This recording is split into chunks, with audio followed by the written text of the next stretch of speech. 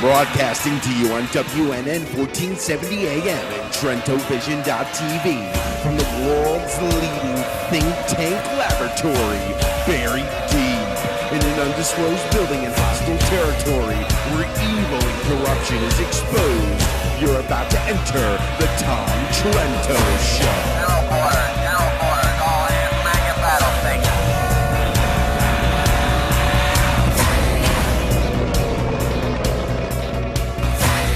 Tom Trento heads United West, a group that says it defends Western civilization against the onslaught of Islam. And good afternoon, everybody. Welcome to the Tom Trento Show, TrentoVision.tv, broadcasting to you live from WNN 1470 AM in Boca Raton, Florida. The hour is 3 p.m. Eastern, and it is Wednesday, November 13th, 1913. No, it's not. 2013. I wanted to see if anybody was listening in the studio. November 13th, 2013. Yesterday was 11/12/13, and today it isn't. My name is CJ, and I am sub-hosting for our host, Tom Trento, the Caped Crusader, who's off saving the world somewhere with J. Mark Campbell, and we'll hear from him in just a moment. Also, we have a special guest host in the studio today.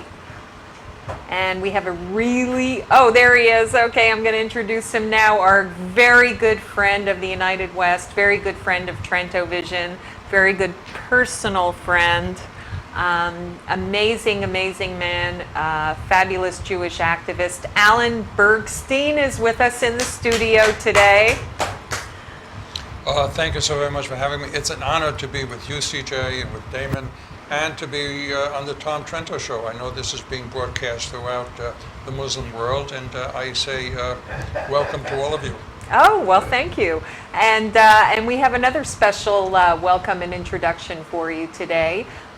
We have a special report from the field from Tom and our producer, Damon, who's, wow, he's just swinging back there. You should see how many computers and gadgets and whatnots he's working. Are we ready to go? Do we have Tom's interview? Let's get started with that, and then we'll get into the show. Sounds good. All right. Oh. Hi, everybody. Tom Trento and J. Mark Campbell coming to you from an airport somewhere on the face of the globe. Yes, we have been on the road for a little bit, and we got to extend our sincere thanks for the team back at the bunker in South Florida. CJ, Damon, the rest of the crew, and our guest host for today. Today is, what is today, Mark? Wednesday? It's Wednesday, the 13th, 2013. The categorically wonderful Alan Bergstein is guest hosting with CJ today. So Alan, our love and support and appreciation for all you do as a true Zionist fighting these battles today. Speaking of Zionists, we just returned from a place that isn't too friendly to Zionists. We were in Dearborn, Michigan, and you ask, what are we doing in Dearborn, Michigan? Well, Dearborn is a unique center of Islamic activity in the United States, and why wouldn't we be getting involved in Dearborn, Michigan? We have been involved for many years through the Arab Fest, videotaping it, and lawsuits and other issues. Well, we decided to visit some of the mosques there and maybe talk to some of our friends who may even attend some of those mosques and just ask them to keep an eye on things and let us know what's going on. And we may put an operation there. Who knows? You never know. But right now, we're on our way to Washington, D.C. We're going to be in a conference for the next 2 or 3 days. It's called the Israel Allies Foundation Conference. And when we were in Israel a couple of weeks ago, we had a meeting with some folks in the Knesset.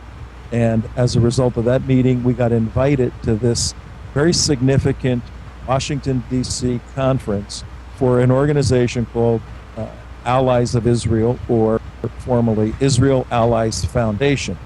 And it's very simple. It's an effort by the Israeli government with affiliated groups to to mobilize and solidify relations with the conservative Christian community, Catholics, Protestants, specifically Christians who are Zionists.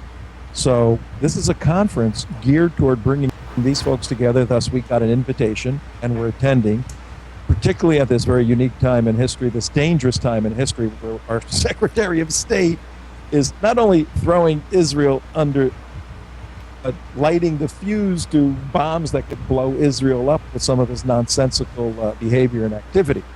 What a beautiful time to be with a group of people, Christians and Jews, together in solidarity, standing firmly for the Zionist principles of Israel being a land for the Jews, a homeland biblically and legally, for Jerusalem being the capital of Israel. What we're going to do in this conference is bring our viewers, our listeners on TrentoVision, WNN 1470, eyewitness, firsthand reports on the conference.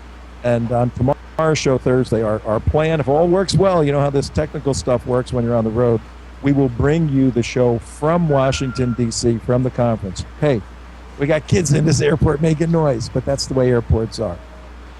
So that's our plan for tomorrow, Damon, CJ, Alan. We appreciate everything you're doing, and we will report back tomorrow from Washington, D.C., the Israel Allies Foundation Conference. The website is, I believe, israelallies.com. That's it, Damon. You got a couple of questions? Otherwise, we got to catch a plane. Wait a minute. I see J. Mark Campbell waving his hand. Yes. The kid's on our flight. Sitting next to Mark, I hope, you know. But shut up, brat. Brat. We love kids. Any questions, Damon? I would guess I would just like to know what they're trying to achieve. Is there some kind of objective that they expect to achieve through this? The question is, what does the conference expect to achieve? What's the objective? From what they have told us and what they've written, it's a time to organizationally reach out to significant leaders in the Christian community and other folks that are close to that community, and I'm a member of that community, and do some tactical and strategic planning to stand with Israel when things may get tough in the days ahead. I'll leave it at that for right now, but tomorrow we'll bring you a very detailed analysis of what this is all about. And I tell you, folks, we bring you cutting-edge information here on TrentoVision, and to be in this conference at a time when the so-called peace talks are going on, and the left is drooling over the new charm offensive by President Rouhani in Iran, and we all know that's a bunch of nonsense, and we know the peace talks are a bunch of nonsense, and the Iranian talks are a bunch of nonsense, and everyone's closing in on Israel. You couldn't have a better time to have a conference like this in the capital of the United States, and we are there bringing you the information firsthand.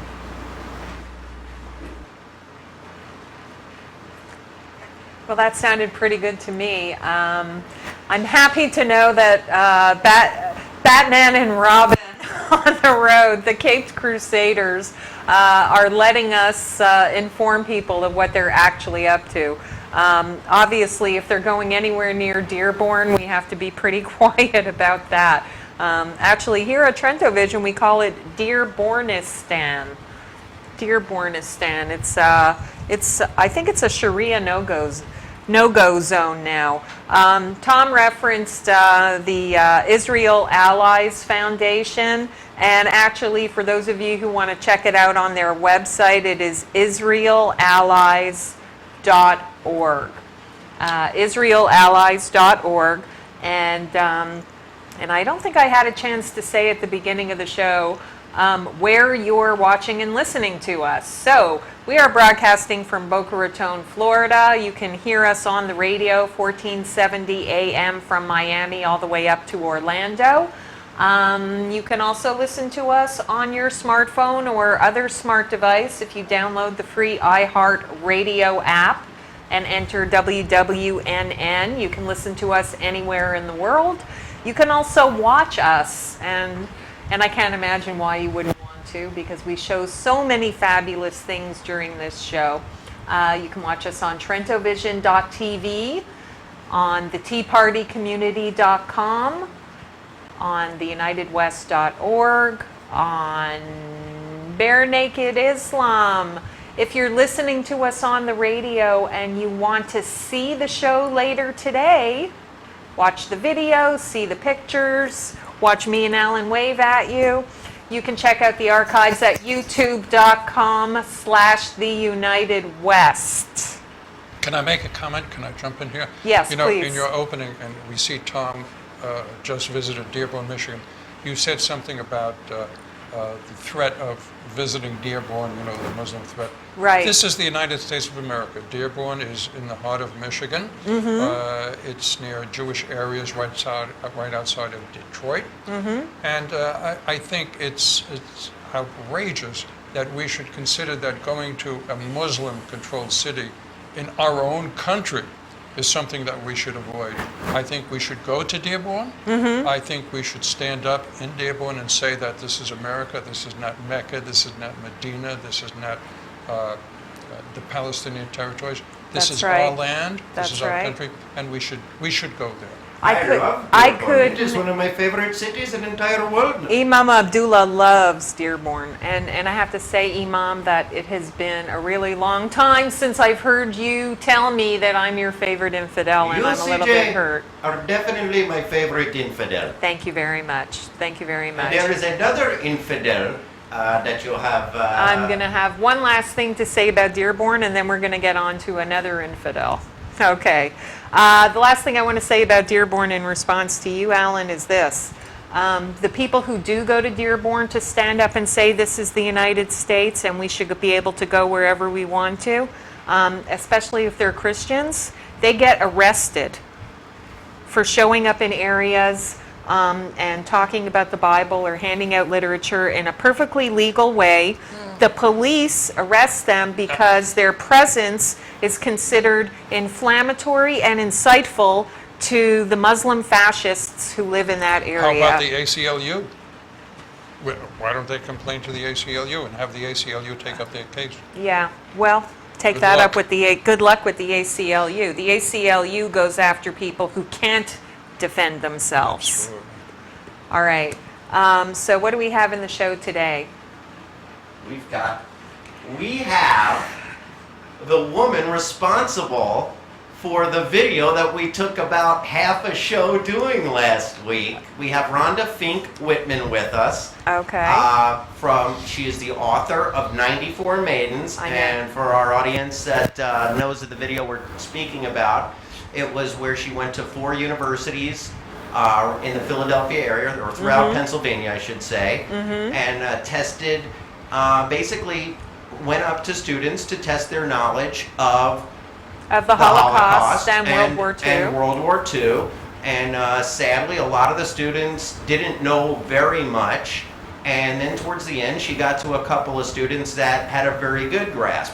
And the reason she did this is because there are 5 states around the country that mandate Holocaust education.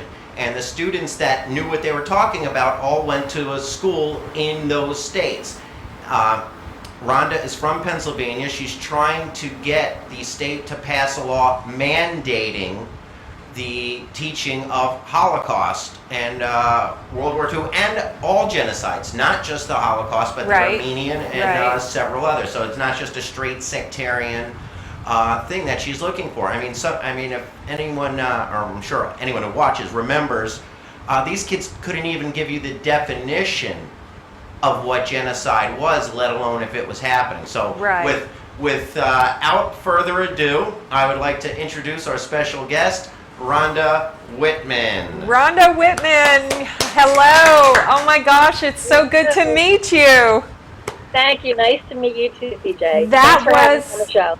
An amazing video that you put together. I was absolutely floored, and I have to say, I I'm so impressed with you for being able to talk with these kids with such a straight face. Because if I had to ask them, what does genocide mean, or what century did World War II take place in, and they couldn't tell me, I can't imagine the look of horror and shock I would have on my face. You must spend a lot of time educating kids to be able to relate to them in such a good way. Well, thank you. I have to tell you, CJ, I had my suspicions going in because I have a bracelet that has a quote on it by Winston Churchill. It says, "History will be kind to me, for I intend to write it." And the bracelet spoke to me, so I bought it, and I was wearing it over the summer. Mm-hmm. And I'm the mother of 2 college-age kids. My kids had some friends over the house. The kids had either just graduated high school, public school in Pennsylvania, or some of them already had a year of college under their belt. And they loved the bracelet, but had no idea who Winston Churchill was. Oh my gosh. So after I picked my jaw up off the floor, I wondered, what else don't these kids know? How did this happen? How did they get to this point where they're in college or entering college and they don't know who Winston Churchill is? There must be other things that the school missed in the last 4 years of high school that the kids didn't get. So I decided to go find out for myself. That's when I took my video camera and my microphone, and I went to Temple University, Drexel, Penn State, and University of Pennsylvania, which everyone knows is an Ivy League school. And it was just kind of a little experiment for me to just do some man-on-the-street interviews and see what they know or what they don't know about the Holocaust, World War II, and genocide in general. And anybody can see the video for themselves. It's on YouTube. Just go to 94 Maidens on YouTube and look for it. It's called the Mandate video. It's right there. And you can see for yourself the answers that I received. So I kind of had my suspicions going in. As a mother, I don't blame the kids. You know, we only know what we know, and if we've never exposed our children to this information, how could they possibly know it? So, you know, I found out that we in Pennsylvania have failed our children. We're kind of busy teaching to the standardized tests in Pennsylvania and other states, and things like history, like the Holocaust and American history. Basic history. Falling through the cracks, yeah. And so, for me, this was a little wake-up call. You know, I kind of was surprised. I really didn't expect to get as many I don't knows as I got. So it was it was an eye opener for me as well. But you know, I did not expect this video to explode like this. You know, I never expected that you guys would see it in Florida. You guys are way ahead of us. You know, Florida is mandated, is one of the 5 out of 50 states that is mandated for Holocaust and genocide education. Pennsylvania has a lot of catching up to do. So for me, it was just a little, you know, I think people are visual learners, and I thought it was better to show my state legislators what's wrong in Pennsylvania rather than tell them. Right. So I Good put a point. video together for them. Good point. And I sent it to them, and it was just a little love letter to them to say, look at what happened here. Something is wrong in Pennsylvania. Let's fix it. And before I knew it, the video went viral. We have over 250,000 hits on YouTube. Rhonda, can I ask you, when you were interviewing these kids on the campuses, did you get any information about their backgrounds from their high school, or ask them what their majors are going to be in college? And I mean, were there liberal arts majors? Were there kids who said they wanted to major in history and they didn't know any? Were they all going into business and engineering? Any sense of that?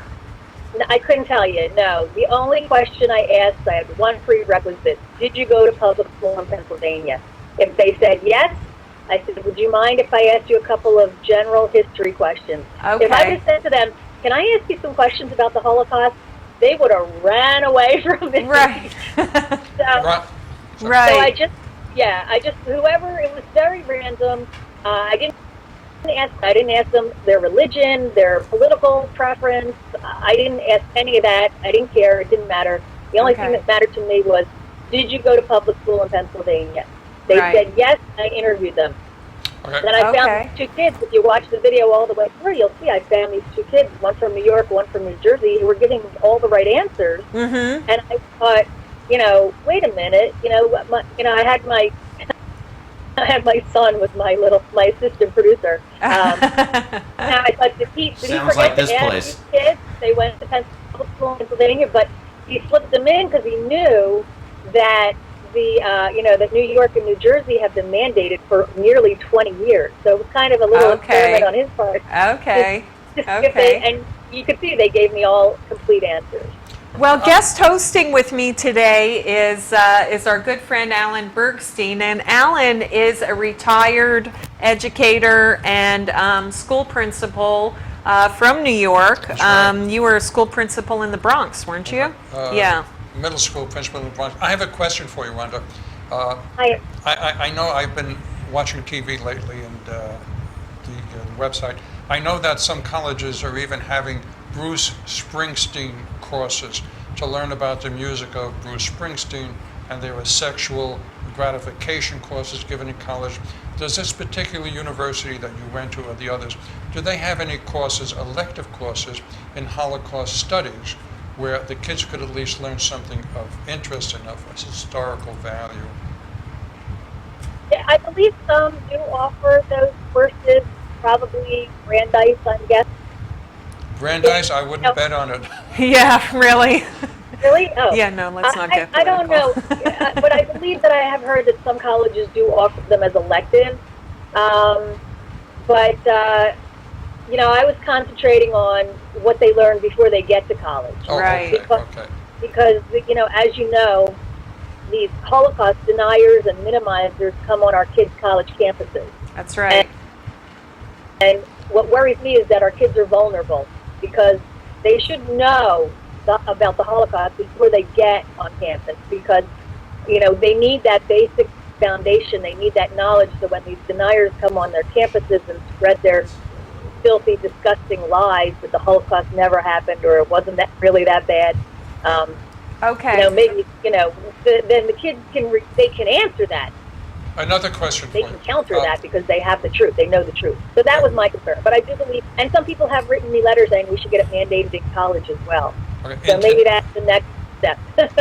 In today's world, with CARE, the Council on American-Islamic Relations, and the great Muslim movement in this country, the radical Muslim movement, do you sense any backlash from the Muslims about the Holocaust education in the public schools? Yeah. For instance, in Dearborn and in other cities where they are extremely powerful, have they prevented Holocaust studies from being taught in the public schools? In other countries, in Europe, which I know in Europe, for instance, in the United Kingdom and Germany, where for years Holocaust studies have been mandatory, there's been a backlash in recent years against having mandatory Holocaust education because it's offensive to the Muslim immigrant population in those countries. Now, it's obviously very different here in the United States. This is just a lack of education. I see the point you're making. I don't think we're where Europe is yet. But I'm more concerned really about this is general knowledge. World War II, how do you live in the United States and not know anything about World War II? How do you think that took place in the 1800s? So actually, Damon's telling me, let's show a few clips from your video. So Ron, if it's okay with you, we like to show a couple of clips. Yeah, absolutely. Can I just address that for 1 second? What you said about the Muslims, because I'm aware in Malmo, Sweden, that Holocaust survivors don't want to go speak to the students anymore because they say that the Muslim children are not listening to them, and it's become a hostile environment. Right. But I do want to tell you that I have not experienced anything like that, any kind of backlash like that. I took a survivor to a high school near me in Pennsylvania, and the teacher asked us to come. We spoke to over 70 high school kids. She wasn't forced to do this because it's not mandated. She did it on her own because she felt it was important that her kids be exposed to this. And there was a Muslim girl in the audience. And I watched her because I read about the story in Malmo, Sweden. And I thought, well, from what I read in Europe, what's going on in Europe, she's not going to listen to my 82-year-old Auschwitz survivor tell his story. Right. But she did. And then when it was over, she went up and asked him a lot of questions. And then afterward, I said, I'd like to take a picture, if any students want to get in the picture for my blog. And I thought, for sure, she's not going to get in. Not only did she get in the picture, but she stood right next to me and put her arm around me. Oh, that's great. I want to tell you that the state legislators, this came up for a vote, mandating Holocaust education in Pennsylvania, came up for a vote in the Pennsylvania State House in June, and it lost by a 99 to 99 vote. It was a tie. But the people who voted against it were not Muslims. They were our state representatives, not a Muslim among them. So, and they voted against mandating Holocaust education in Pennsylvania. Do you know why? Well, it was split down party lines, I could tell you that. So which party voted against it? Does it matter? You'd be shocked. I don't know. I don't understand it. I can tell you it was the Republicans. But I don't know why. I mean, this is not a party issue. This is not a religious or a racial issue. This is a human issue. Right. This crosses all lines, all party lines, all political lines. So I don't know why. What party voted not to mandate the Holocaust studies, basically? The Republicans. It was the Republicans in Pennsylvania. And the Democrats wanted. Now I don't know. Sense. I don't know politically in the state if the bill was attached to anything else. I don't know the background of this. Well, the opposition came from, they were worried about costs, but but it's going to cost next to nothing. As you know, resources and materials for Holocaust education are free. You can get them for free from the Holocaust Awareness Museum in Philadelphia, the United States Holocaust Memorial Museum in D.C., one in Central Florida. And so those materials are next to nothing or free. The survivors come and speak to the kids. So the materials you're saying are free. It's really of no cost. So the vote was split down party line. Right. Some of the opposition that came was about cost, but teachers are currently teaching in Pennsylvania now if they want to. They know where to find the materials. The materials are free. They can get them from the Holocaust Awareness Museum and Education Center in Philly. They can get them from the United States Holocaust Memorial Museum in Washington, D.C. There's a Holocaust Center in Central Florida that can provide materials as well, and plus, a ton of stuff on the internet. So cost is really not a factor. That was one of the oppositions that the Republicans in the Pennsylvania state legislature cited. The other thing is they don't want to burden the schools with too many mandates, they said. But let me tell you, do you know that Arbor Day is mandated in Pennsylvania? Yes, we must teach Arbor Day. Teaching the Holocaust? Not so much. If you want, but Pennsylvania, it's mandated. So, things don't get done in the schools unless they're mandated. It's hit or miss. Some teachers are teaching, but my video proved that many are not. And kids are missing really important information that they need to be armed with so they're not vulnerable by the time they get to college. Okay. Absolutely. Can we watch a minute or two of the movie real please. quick? Yes. Absolutely. Sure. I love this video. This is amazing. Hi, I'm Rhonda Fink-Whitman, author of 94 Maidens. It's a Holocaust story inspired by true events. It's a story about how my mother survived the Holocaust. Cute, isn't she? It's no secret I've been pushing my home state of Pennsylvania to make Holocaust education mandatory in classrooms. We're talking public and charter schools, grades 6 through 12. 5 other states in the country already make it mandatory. Can you guess which 5? California, Florida, Illinois, New Jersey, New York. What's taken Pennsylvania so long? I mean, the Holocaust was 70 years ago. This is the last generation of survivors, liberators, eyewitnesses. Frankly, it's a little embarrassing. I'm concerned. I'm concerned as the daughter of a Holocaust survivor, as an educator, as a mother of college-age kids, and as a human being, because genocide is going on today, right now, while you watch this video. The lessons of the Holocaust still haven't been learned. But you can't blame the kids. No one's teaching it to them. By the time they get to a college campus, they should know a thing or two about the Holocaust and other genocides, so that when the plague of denial creeps onto their campus, they're armed and ready with the truth. Tell you what, I'll take that, thank you. Let's find out what they do or don't know about the Holocaust. The following footage may surprise you. You went to public school in Pennsylvania. Yes. And I'm just going to ask you a few questions, some general history questions. Okay. What was the Holocaust? The Holocaust, I'm on the spot now. It was I don't know how to say it, like it was something that happened in, oh my god, I know the answer but I don't know how to explain it. Temple University. Where did the Holocaust happen? I have no idea. Where did it start? Which country? I have no idea. No. Is it Europe? I don't think so. Which country was Adolf Hitler the leader of? I think it's Amsterdam. I'm not sure. I forget. Well, that's all we're gonna do for right now, because I could tell you that I have watched that video probably 5 times since the first time, Rhonda. That is absolutely amazing. To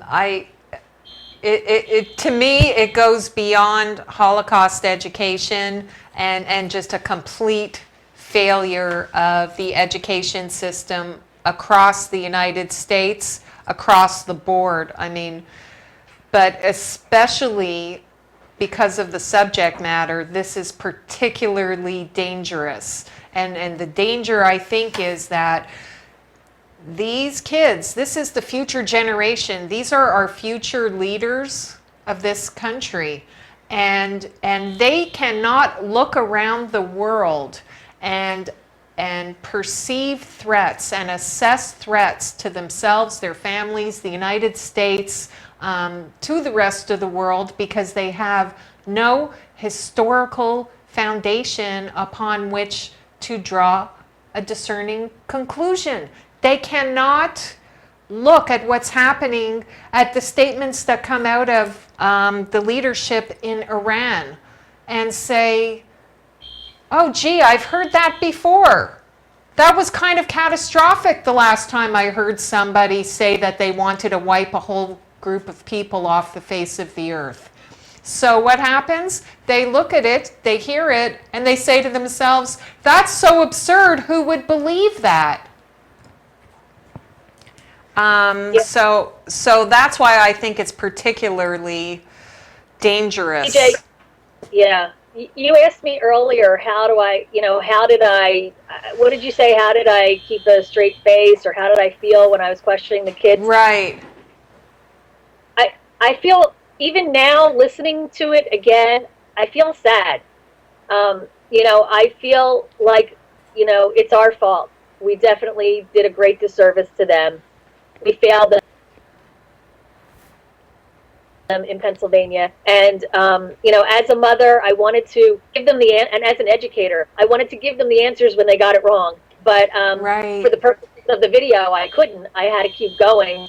So it was very difficult for me. It hurt a lot, as the daughter of a survivor, that these kids didn't know more. And I thought, I must fix this.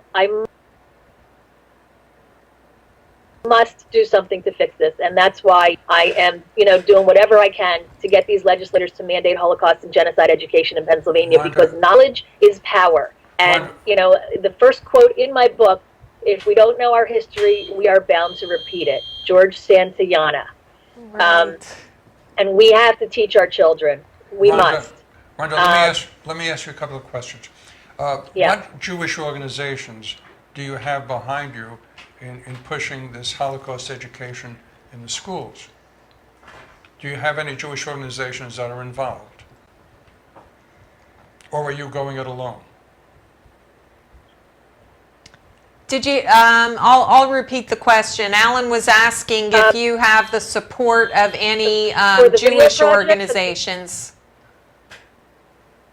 or if you're going it alone. I think we covered that a little bit earlier. It kind of sounded like Rhonda's a one-woman show for this. I have the Holocaust Awareness Museum and Education Center of Philadelphia are fully supportive and are behind me on this. And then I have individuals who have been sending me emails every day since the video came out. Individuals throughout the whole state of Pennsylvania saying, what can we do to help get this mandated? I even have teachers writing me. I had a teacher at a high school right near me say that she proposed a genocide course to her school board at the curriculum meeting, and they shot her down. And she said, if there's anything you can do on the legislative side to help us get this course up and running, the teachers at the high school would be very grateful. So I have teachers who want to teach. I have students who want to learn. By the way, those kids in that video, every single one of them, they were embarrassed, which made me feel worse. So they wanted to know more. They want to learn more. These kids want to know. These teachers want to teach. And we have state legislators who are not supporting our effort. I'm glad you brought that up, because that was something that I had forgotten from the previous times that I watched the video. And I was aware of it this time, was that there really was a level of embarrassment on the part of these students. And it's not comical. It's not like a Jay Leno kind of man on the street interview. Gee, I know I should know who the vice president is. It was these kids were looking at you and they were saying, you know what, I should know that. How come I don't know that? And there really was a sense of really embarrassment and shame on their part. So, on the first look at the video, and for those listeners and viewers of this show, you can go to the archives at youtube.com/The United West. And on our previous show last week, It was Friday's show last week. We aired the entire video. So if you want to get a chance to see the entire video and the show in which we talked about it, you can go there, and you can also go to 94maidens.com and watch the video. The first time I watched it, I almost was laughing because it was almost like a surreal comedy or something. And then the next time I watched it, I was angry, and then I was sad. And now when I see a clip of it again, I feel the sense of shame and embarrassment on the part of the students. And you're right, I don't see how any legislators or parents in the state of Pennsylvania could possibly see this video and not just say to themselves, oh my gosh, I don't even have kids in the system and I want to do something to help you change this. So I really, really applaud you for what you're doing. Yeah. I hope you're successful. And I encourage everyone to go to 94maidens.com, which is the title of your book. And if you could tell us a little bit about your book in the time that we have left with you, I think that would be great. Oh, there it is, 94 Maidens. Yeah, thanks, EJ. Yeah, the whole video, nothing funny about it. It made me sad. It'll make you sad too. Some people wrote me letters and said they're just crying, bawling their eyes out over it. But anybody can see it. You can go straight to YouTube and see it too. Just go type in, search 94 Maidens. 94 Maidens, the number, numerical 94 Maidens. And it's right there. It's called The Mandate Video. So my book, my activism, came as an outgrowth of my book. my book, 94 Maidens, is a Holocaust story inspired by true events, the true events of how my mother survived the Holocaust. And this little girl right here is my mother. Wow. So, yeah, the story is, it follows the story of the schoolgirls in Krakow, Poland, Nazi-occupied Poland, if anybody is familiar with that story, of the girls aged 14 to 22 who they were rounded up by the Nazis. They were told to bathe. The Nazis were coming back for them that evening. The girls had a way out, but it's the ultimate way out, and they needed to decide whether to take it or face the Nazi beast. There's that story. There's a story of a young family playing a perilous game of cat and mouse with the Nazis right up until the final days of Hitler's Berlin, what happens to them. And then there's the present-day story of how me and my husband and my son went to Germany. We gained access to sealed Nazi documents, and we used it as a blueprint to show us where to go in Europe. Took us from Germany to Poland to the Czech Republic. And what we did was we were able to uncover the details of what happened to my family members. And so the book goes back and forth, and you'll be with us in the current day as we are standing on the train tracks in Auschwitz, finding out what happened to family members there. Wow. And then the next chapter will fling you back in time, and now you're standing on those very same train tracks in 1944, and you get to see it unfold for yourself. So I have all 5-star reviews on Amazon. You should see what the people write about my book. That also brings a tear to my eye. People are telling me they journey with me. They tell me that they love the book because they feel like I'm sitting in the room telling them the story. That's my style of writing. Right. I write the way I like to read. It's short chapters, so it's a quick read. You can pick it up and put it down at any time. And I'm really getting some rave reviews. So Right. I'd love to have more readers, and everybody pick up a copy, please. Rhonda, what stores are carrying it, or what outlets are carrying your book? Oh, thank you for asking. You can get it from my website, 94maidens.com. You can also get it on Amazon.com, and you can get it at BarnesandNoble.com, and it is available in an e-version on Kindle. Good. Oh, okay, good. I'm gonna read that. I'm gonna Thank read you. that. Too. That's You will find it a very meaningful read. I guarantee it. Please, after you read it, please get back to me and let me know what you think. You need and to. anyone who wants to reach me concerning the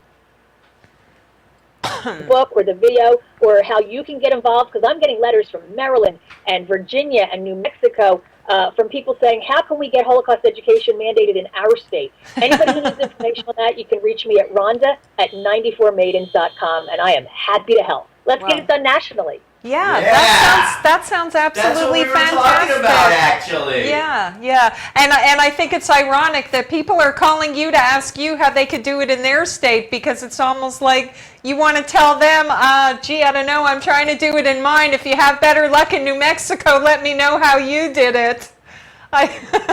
Good luck to you, and I hope it catches on. If you come to Florida, when you come to Florida, I already have people in Utah contact your system. Alan and I are going to read your book, and then when you come to Florida, we have wouldn't she be great? Couldn't we put together a great event for her? Speaker at a synagogue or what have you. Yeah. And Alan's a very influential activist here in South Florida, and he could put together a really good group of people for you to speak to. we look forward to an autographed copy. Thank you, Alan. I would love to. That Thank sounds you. great. Rhonda, thank you very much for being with What a us pleasure today. to Sorry meet about all the you. technical difficulties. It's just another day in show business for us. Thanks for playing. It's all good. Thanks for having me on the show, guys, and thanks keep for your in touch. support. I Be appreciate well. it. Take care. All right, we'll see you soon. Bye-bye. I am so excited that I finally got to meet this lady. I can't wait to meet her in person. She is cool. And Damon found her. Damon found her? I didn't find her on the side of the road. Damon discovered her. The video. I found the video. Someone got me the video. I watched it and I was awestruck. I'm still speechless. I can't even talk about it now. It's so it's sad. And like Rhonda said, we're not really trying to mock the students like maybe Mark and I did last week a little bit, and it's the system. Well, that's how you feel. It's like I was just saying, that's how you feel the first time you see it. You want to look at it and say, okay, like, what turnip patch did you grow up in? But that's not really what it's all about. Well, you know what, when you think about it, the teachers who were teaching in the high schools, these people were born in the 60s and 70s. They themselves know nothing about the Holocaust. So how do you expect them to teach the Holocaust unless, of course, the legislature or other organizations urge them to do that? Well, that's it. I mean, that's part of the problem is for the last 20 or 30 years in this country, what Rhonda was saying was really the education system is about teaching to pass proficiency tests, teaching to pass state or federally mandated tests, and that's where your funding comes from, is where your school test scores come from. So even these teachers who are teaching now, and they're not, they're a lot younger than the generation who grew up in the 60s and 70s. These teachers now, they graduated from college in the 90s and the early 2000s. This is young people, and they went through the education system and didn't learn anything because everything was standardized, but they don't have the individual flexibility. They have to go to their principal, their administrators, their local county school boards, and justify any teaching time they take away from what the county or the state mandates that they have to be teaching. Also, you assume that the teachers are capable of teaching a course. Now, I come from the education system in New York City. And I'll tell you right now that the level of education, the teachers, the level of the people who work in the school system is extremely low. I mean, these people have difficulty teaching English. There are stories I could tell you. English as a first language. Well, I could tell you stories. For instance, here in Boca Raton, there was an article in the paper the other day that the Palm Beach County School Board is importing English teachers from Spain. These are people who could barely speak the language themselves. Wait a minute. Yes. Say that again, Ellen? Did you say? Last week, I wrote a piece on it. We have the Palm Beach County School Board is bringing in teachers from Spain to teach the children. The article in the Sun Sentinel specifically said that the teacher herself said the kids for the first few weeks were having difficulty understanding me.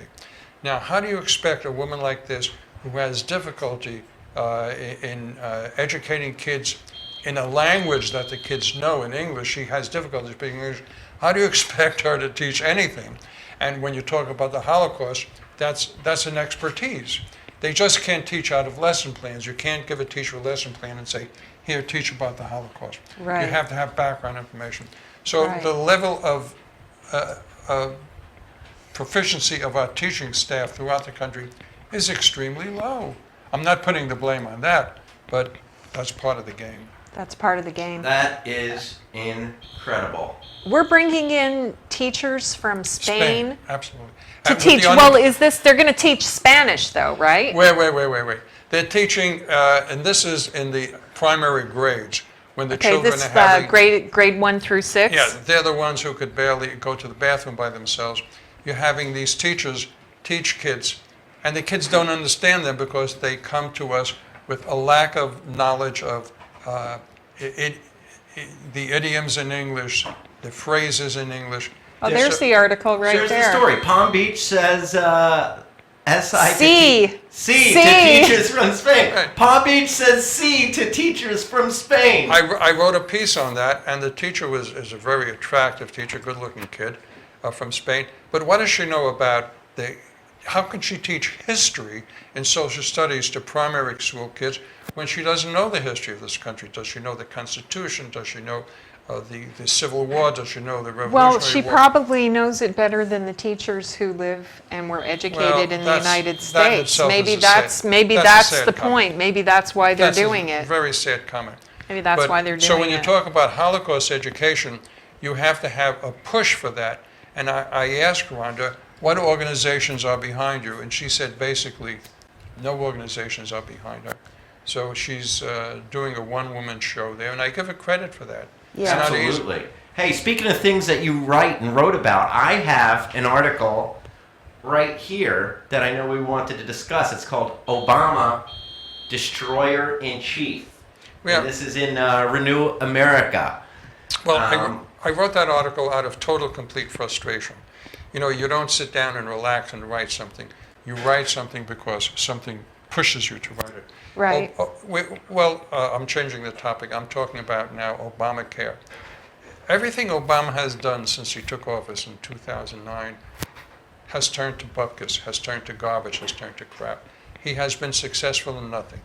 His international escapades have been failures. His domestic programs have been failures. My theory, and I espouse it in this article, is that this is planned. He is planning to destroy this country, to take our immune system away, our protective immune system away, so that we will be easy prey to radical Islam. Look at our military. Our military is being absolutely destroyed. He's removing admirals, he's removing generals, and he's replacing them with political appointees. At least he's not shooting them. I'm sorry? Yet. At least this reminds me. Now, this is something that did take place during World War II, right? Or leading up to World War II. Oh, you mean the Russians purging their officers? Yeah, the Soviet. Yeah, and the Soviets. Nazi generals were all Nazis. Yeah. Here you have some generals and admirals who are saying, wait a second, the Benghazi thing, there was a general in the African command who wanted to send his forces up to Benghazi, and he was told no, and now he's out of a job. He may be part of the 8% unemployment we have in this country today. But it's Obama higher. is... It's way higher. I'm reading this article for the first time. Alan, you've got a pretty sharp pen. Well, not only a sharp pen, but I have sharp enemies because I'm being hacked. My computer's being hacked. Oh yeah, I meant to tell you that. I got some fishy email from you yesterday. Well, this is Move On. Seriously, let me be honest. This is MoveOn.org. This is the radical leftists in the community. This is our navigators for Obamacare. Yeah. Well, the navigators who have probation officers sitting next to them, you know, they're on parole. That's right. Yeah, I mean, I couldn't imagine why they might want to come after you, Ellen, when in one article we mentioned the Fast and Furious scandal, Benghazi, Lois IRS. Lerner and the IRS, the NSA spying, the reprehensible treatment of Israel, and the coddling of Iran. Can I throw something else in there? Hit it! Yeah. The vegetable garden outside of the White House, which has gone to seed and gone to weed. That's right, because of the government shutdown. Well, that's actually that was because of the government shutdown. I remember reading about that. Blame it on us radicals. The lawn was wilting at the White House, and the gardens weren't being tended to because they had to cut the imperial staff down. What? Can I read the last two paragraphs of this? This is just a treat. Let me just read. In fact, real quick. He came into, speaking of Obama, he came into the national scene from out of nowhere. He was pushing 40 but had accomplished nothing notable in his life. He was a mere community organizer with college grades that to this day are invisible to the public. His Muslim background, together with the financial and educational support he received from radical Islamists, helps to explain his essentially anti-American philosophy. Add to that his command to NASA to function now as a technological tutor to Muslim nations. Together with his open support of Islamist activities in this country, we see a man determined to weaken our country both from within and internationally in order to clear the way for its destruction. From the outset, he has displayed a total lack of American patriotism. He has disdain for this country and for those in the military who have and would give their lives defending it. In short, Obama is a cunning, calculating domestic terrorist holding the highest and most powerful seat in the world and using it to bring down this nation. And we are seeing it play out before our very eyes. Obamacare is but the latest manifestation of his contempt. Will we ever wake up to stop this maniacal meteor from crashing into and destroying our magnificent nation? It's up to you and me. Good luck, Alan Bergstein. Wait. That means when I go outside, I'm going to have to carry and I'm going to have bodyguards. This is the truth. That's okay. You're safe in the bunker. Don't worry. Do we have... we'll protect you, don't worry. Do we have a nutrition bar? Yeah, we do. But my concern is, in addition to the Holocaust teaching thing, that this country is absolutely on a downhill slant. The medical system, 16% of this economy, is gone. Yeah. How do you recoup it now?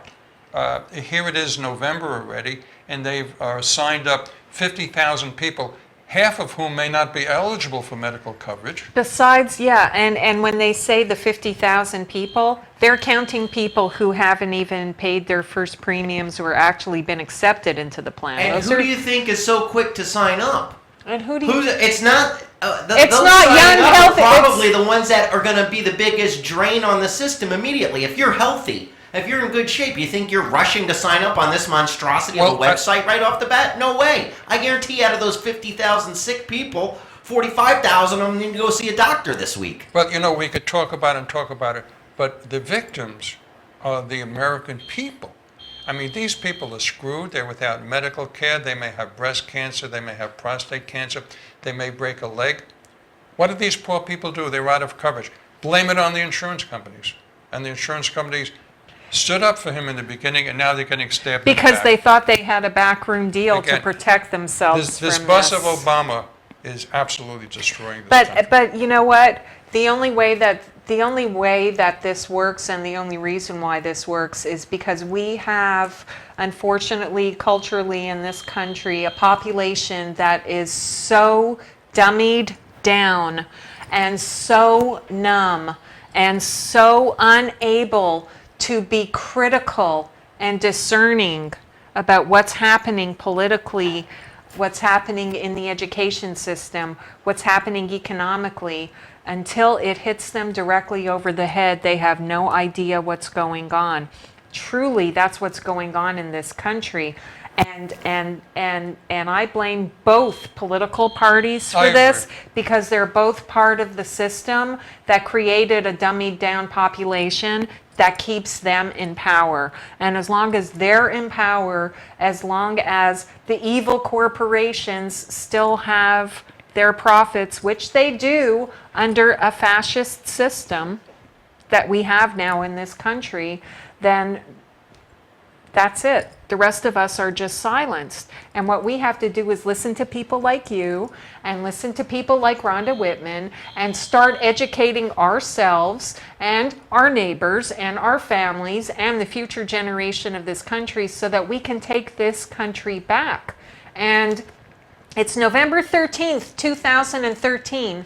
A little bit less than a year to go until the midterm elections of 2014. If you are waking up to the fact of what this country is going through right now, if you're up to what's happening coming out of this White House, what this president is mandating, then if you're stung by the IRS, by Obamacare, if you care about Benghazi, if you care about the nuclear threat of Iran, you've got time, a little bit less than a year. You've got time to get active and to do something to start turning things around. And I want to thank you for being with us today, especially on a week with when we had Mort, our good friend Mort, and so. Listen, it's an honor and a privilege to be with you and to be in Tom Trento's home.